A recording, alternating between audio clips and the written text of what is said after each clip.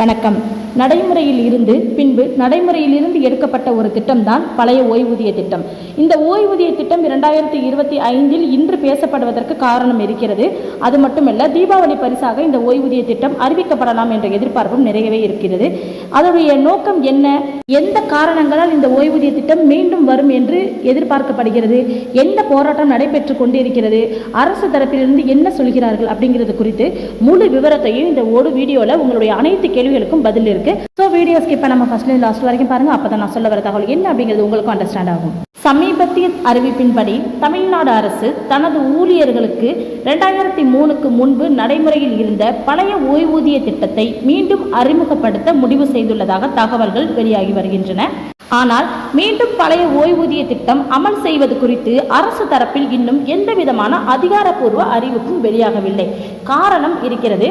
தமிழ்நாடு அரசு ஊழியர்களுக்கு தொடர்ந்து இந்த கோரிக்கையை தமிழ்நாடு அரசு தரப்பிலிருந்து ஊழியர்கள் வச்சுக்கிட்டே தான் வந்துட்டு இருக்காங்க.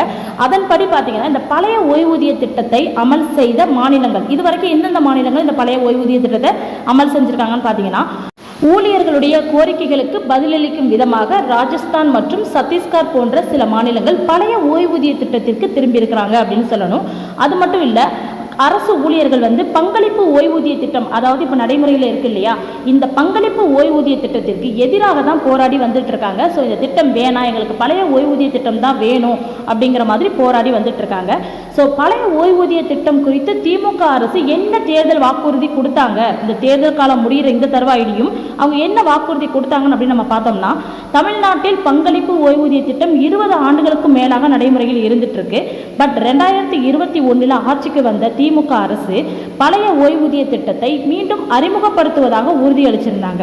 ஆனால் இதுவரைக்கும் அவங்க எந்த ஒரு அறிவிப்புமே இந்த நிமிஷம் வரைக்கும் வெளியிடலை அப்படிங்கிறது குறிப்பிடத்தக்கது. ஸோ அதனால தான் இந்த போராட்டமானது இன்னும் தொடர்ந்துகிட்டு இருக்கு. தீபாவளி பரிசாக பழைய ஓய்வூதிய திட்டத்தை மீண்டும் அமல் செய்வார்களா அப்படிங்கிற கொஸ்டினுக்கான ஆன்சர் இப்போ உங்களுக்கு கிடைக்கும். ஆக்சுவலாக பார்த்தீங்கன்னா, இந்த பிரச்சனையை தீர்க்கிறதுக்கு ஊழியர் சங்கங்கள் மற்றும் சங்கங்களிடமிருந்து உள்ளீடுகளை சேகரிக்க கூடுதல் தலைமைச் செயலாளர் தலைமையில் ஒரு குழுவை நம்ம தமிழ்நாடு அரசு அமைச்சிருக்கிறாங்க.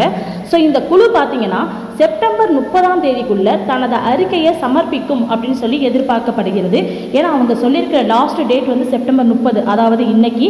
ஸோ இன்னைக்கு அவங்க அந்த அறிக்கையை சமர்ப்பிக்கணும். ஸோ வரவிருக்கும் தேர்தல்களில் ஊழியர்களுடைய ஆதரவை நாடும் நோக்கில் தீபாவளி பரிசாக பழைய ஓய்வூதிய திட்டத்தை மீண்டும் அறிமுகப்படுத்துவதாக அறிவிக்கக்கூடும் என்று ஊகிக்கப்படுகிறது. எந்த ஒரு ஆட்சியுமே அவங்க தேர்தல் அப்போ கொடுத்த அறிக்கையை எப்போ நிறைவேற்றுவாங்கன்னா, அடுத்த எலெக்ஷன் டைமில் அந்த ஏஜ் பாயிண்ட்ல தான் நிறைவேற்றுவாங்க. நிறைய விஷயங்கள் அப்படி தான் நடந்துட்டு இருக்கு. ஸோ அந்த தருவாயில் அதே வரிசையில் கண்டிப்பாக எலெக்ஷன் நெருங்கியிருக்கிற இந்த டைமில் கண்டிப்பாக இந்த ஒரு விஷயத்தை அவங்க செய்கிறதுக்கான வாய்ப்புகள் நிறைய இருக்குது அப்படின்னு தான் சொல்லப்படுது. பழைய ஓய்வூதிய திட்டத்தில் இருந்த முக்கியமான அம்சங்கள் என்ன அப்படின்னு நம்ம பார்க்கலாம். இப்போ ஒரு சில கொஷின்ஸ்க்கு மட்டும் நான் உங்களுக்கு ஆன்சர் பண்ணுறேன். என்னென்னா, 2003க்கு முன்னால் தமிழ்நாட்டில் நடைமுறையில் இருந்த ஓய்வூதிய திட்டம் என்ன அப்படின்னு ஒரு கொஷின் இருக்குது. அதுக்கு என்ன ஆன்சர்னு பார்த்தீங்கன்னா, 2003 முன்னால் தமிழ்நாட்டில் நடைமுறையில் இருந்த அந்த ஓய்வூதிய திட்டத்திற்கு பழைய ஓய்வூதிய திட்டம் அப்படின்னு சொல்லி ஒரு பேர் இருக்கு. இது அரசு ஆசிரியர்கள் மற்றும் ஊழியர்களுக்கு பாரம்பரியமான பங்களிப்பு இல்லாத ஒரு ஓய்வூதியத்தை வழங்கியது. இந்த திட்டம் பயனாளிகளுக்கு பாதுகாப்பான ஒரு கணிசமான ஓய்வூதியத்தை உறுதி செய்ததுன்னு சொல்றாங்க. ஓகேவா? அடுத்து 2003 அறிமுகப்படுத்தப்பட்ட பங்களிப்பு ஓய்வூதிய திட்டத்திற்கு எதிராக தமிழ்நாடு உட்பட இந்தியா முழுவதும் உள்ள அரசு ஊழியர்கள் ஏன் எதிர்ப்பு தெரிவிக்கிறாங்க அப்படின்னு பார்த்துக்கலாம். 2003 மத்திய அரசு பார்த்தீங்கன்னா ஓய்வூதிய திட்டத்தில் சில மாற்றங்களை செய்து பங்களிப்பு ஓய்வூதிய திட்டத்தை அமல்படுத்தினாங்க. இதை அடுத்து இந்தியா முழுவதும் புதிய ஓய்வூதிய திட்டம் நடைமுறைக்கு வந்தது. இதனால பார்த்தீங்கன்னா அரசு ஊழியர்கள் கடுமையாக பாதிக்கப்படுவார்கள் என பல்வேறு மாநிலங்களில் இருந்து போராட்டத்தில் ஈடுபட்டாங்க. ஸோ தமிழகத்திலையும் அரசு ஊழியர்கள் இதற்கு கடுமையான எதிர்ப்பு இப்போ வரைக்கும் தெரிவிச்சுட்டு தான் இருக்கிறாங்க அப்படின்னு தான் சொல்லப்படுது. அடுத்த கொஸ்டின், ஊழியர்கள் கோரிக்கைகளுக்கு பதிலளிக்கும் விதமாக எந்த மாநிலங்கள் பழைய ஓய்வூதிய திட்டத்திற்கு திரும்பி இருக்கிறாங்க அப்படின்னு பார்த்தோம்னா, நம்ம ராஜஸ்தான், சத்தீஸ்கர், ஜார்க்கண்ட், பஞ்சாப், இமாச்சல பிரதேசம் போன்ற மாநிலங்கள் பார்த்தீங்கன்னா என்பிஎஸ்ஸின் கீழே இருந்த தங்கள் மாநில அரசு ஊழியர்களுக்கு ஓபிஎஸ்ஐ மீண்டும் அறிமுகப்படுத்துவதாக அறிவிச்சிருக்கிறாங்க. ஓபிஎஸ் மீன்ஸ் பார்த்தீங்கன்னா ஓல்டு பென்ஷன் ஸ்கீம், அதுதான் ஓபிஎஸ்ன்னு சொல்கிறாங்க. அதை அறிவிச்சிருக்கிறாங்க. நெக்ஸ்ட், தமிழ்நாடு அரசால் அமைக்கப்பட்ட குழு பழைய ஓய்வூதிய திட்டம் குறித்து தனது அறிக்கையை எப்போது சமர்ப்பிக்கும் என்று எதிர்பார்க்கப்படுகிறது. அடுத்த ஒரு கொஸ்டின், இது தமிழ்நாடு மாநில அரசு ஊழியர்களுக்கான பழைய ஓய்வூதிய திட்டத்தை மீட்டெடுப்பதற்காக சாத்திய கூறுகளை ஆய்வு செய்வதற்காகவும் தற்போதைய பங்களிப்பு ஓய்வூதிய திட்டம், அதாவது சிபிஎஸ் கரண்ட் பென்ஷன் ஸ்கீம் பற்றி மத்திய அரசின் ஒருங்கிணைந்த ஓய்வூதிய திட்டம் UPS இருக்கு இல்லையா, அது ஆகியவற்றை கருத்தில் கொண்டு அமைக்கப்பட்ட ஒரு குழு தான் இந்த குழு. இந்த ஆண்டு 2025 செப்டம்பர் 30 அதன் இறுதி அறிக்கையை சமர்ப்பிக்கணும் அப்படின்னு சொல்லிட்டு எதிர்பார்க்கப்படுது.